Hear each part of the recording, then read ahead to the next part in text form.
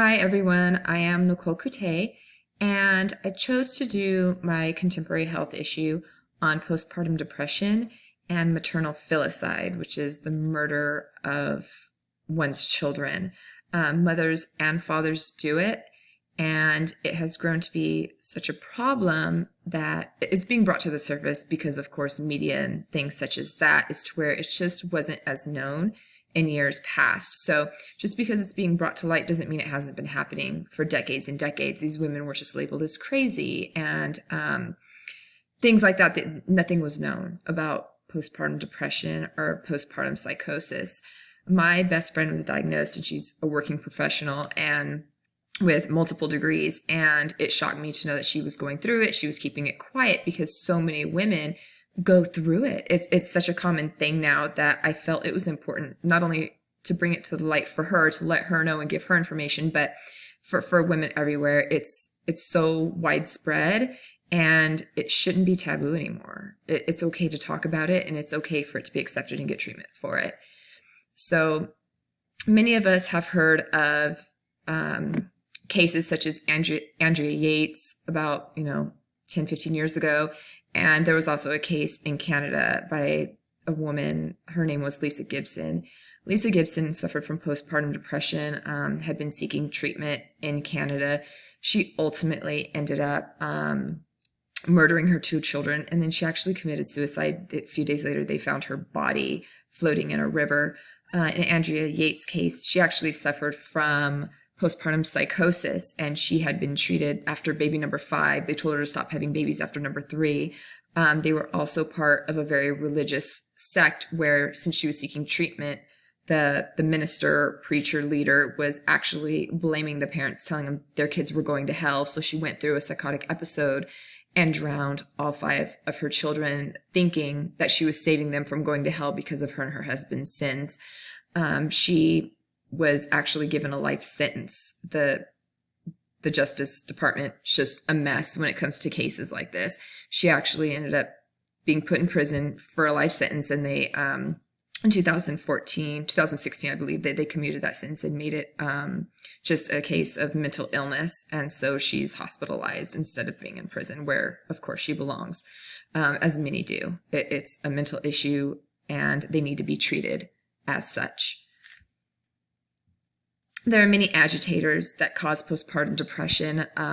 For both these women, psychosis and depression is 2 different things, but these diseases, these mental diseases, triggered by hormones in women, either during pregnancy or postpartum, are agitated, first of all, by genetics. If your mom had it, you're more likely to have it. If your grandma had it, you're definitely more likely to have it.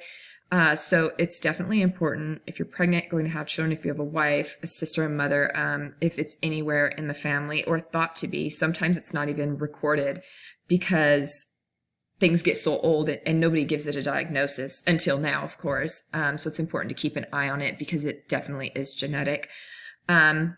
A second cause is financial stress. When you become a mom, sometimes you give up your job. Sometimes you don't realize that giving up your financial independence is going to give you, it takes away a lot of your independence, and it takes away a lot of your financial decisions within the family. And sometimes, the male or whoever your partner is decides for you, and you pretty much lose a lot of yourself, I think.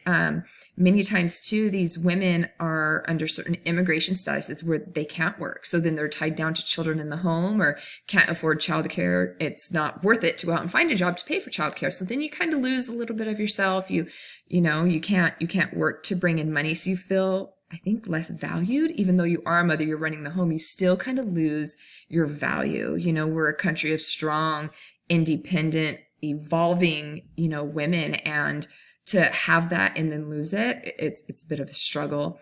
Immigration status, of course, like I said, can also be a struggle if you can't find certain jobs or find daycare to accommodate. Lack of familiar support, super important. If you move somewhere and you have no family to watch your kids, of course, you're not going to trust a neighbor or stranger to watch your newborn while you're pregnant, you better find a network. These women are stuck at home, and all they have is their husband, so they're stuck all day until their husband gets home. And if you're suffering from postpartum depression, you feel trapped. You feel like you're drowning. You feel there's no escape. You need friends. You need people to come around. You need people to help. Lack of medical treatment and resources, huge in third world countries. A lot of times these women just don't know where to turn. Their husbands don't know where to turn to get them help. And a lot of times these women end up asking the wrong people. They live in rural areas. They have no access to the correct doctors, and the doctors that are there are overwhelmed and don't have the knowledge. Sometimes they're older doctors and don't have new ways of dealing with things. So having current innovative doctors in progressive medical offices is so important. It's so important for these women to reach out and get that help. Many times women aren't seeking out help because of shame, or they're killing these babies because of the shame that they feel. They don't want to say anything. They have old school views that come from, oh, I'll get over it. Oh, I'm just sad. Oh, these are feelings that I shouldn't have. And you don't want to tell anybody because it makes you look like a bad mom. It makes you look like you can't handle it. Then it goes into, familial denial, where your family has that pressure on you. A lot of those traditional families, oh, it's nothing. You're supposed to feel that way, or oh, I felt that way too, and I came out of it and I was fine. There's nothing wrong with you. Or then they tell you maybe there is something wrong with you. Maybe you're just crazy, or maybe you're doing it to yourself. It's very hard when you're getting opinions from everybody and not medical advice. So then goes into medical diagnosis. When you live in these rural countries, when you live in third world countries, by the way, if you are in a more rural country and you have the financial stresses, you're definitely more likely to kill your child too. That's a huge statistic. That's just absolutely crazy. And it's so sad that women in third world countries are actually, your chance of killing your baby goes up 8%. If you're, in a third world country, up to 20% of the murders are caused in those areas. And then with medical misdiagnosis, if you live in those areas, the doctors aren't treating you right. They don't have innovative medicine to give you the correct medications that are life-saving for some of these women that are in developed countries. So then it goes on to worldly expectations. The worldly expectations are, of course, women can handle everything. Women multitask. Women raise families, have jobs. Those are the expectations now. Some people, if you're a stay-at-home mom, you're underqualified to be a woman. It's very sad that those are the expectations of the world, that women have to be able to juggle a husband and work the entire home without help. And unfortunately, and even in the U.S., sometimes that's still the case. In other countries, it's even worse. Women need to recognize the first signs of depression. They need to not turn it, into something that they think is going to go away. The first signs, they need to go seek help. And then also women who can't find help in those third world countries, sometimes those countries value boys over girls because the boys need to carry the family name on to the next generation. When these women have girls, it's considered their fault. If they can't produce a boy, they don't have the education to say, hey, it's not my fault. It's actually the man that determines the sex of the child. A lot of countries don't know that. Men in those countries don't care. They'll still put it on the woman, or then have a kid with somebody else, and it puts so much pressure on these women. So there's actually a high percentage of women in India specifically that are murdering their newborn daughters because the pressure on them from the men in their family and from that society is pressuring them to have nothing but sons. So the rate of them killing their newborn daughters is extremely high. As to the rate of killing boys, it doesn't even exist.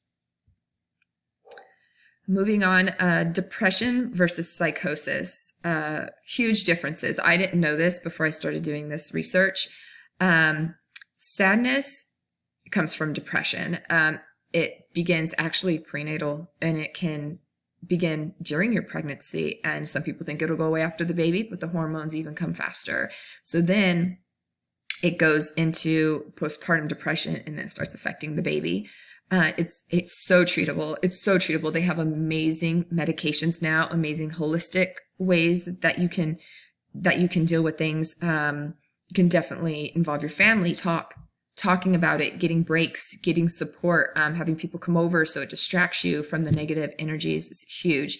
The mother actually withdraws from the children and neglects the children. She, goes into depressive. You get in a fog. They get on their phones and they just ignore the problem instead of embracing their children. And then once she starts resenting the children and withdrawing from them, there's a lack of connection. And then it goes into having, a huge medical effect on the child. When you come into psychosis, which is what Andrea Yates had, they believe, see, and hear things that aren't real.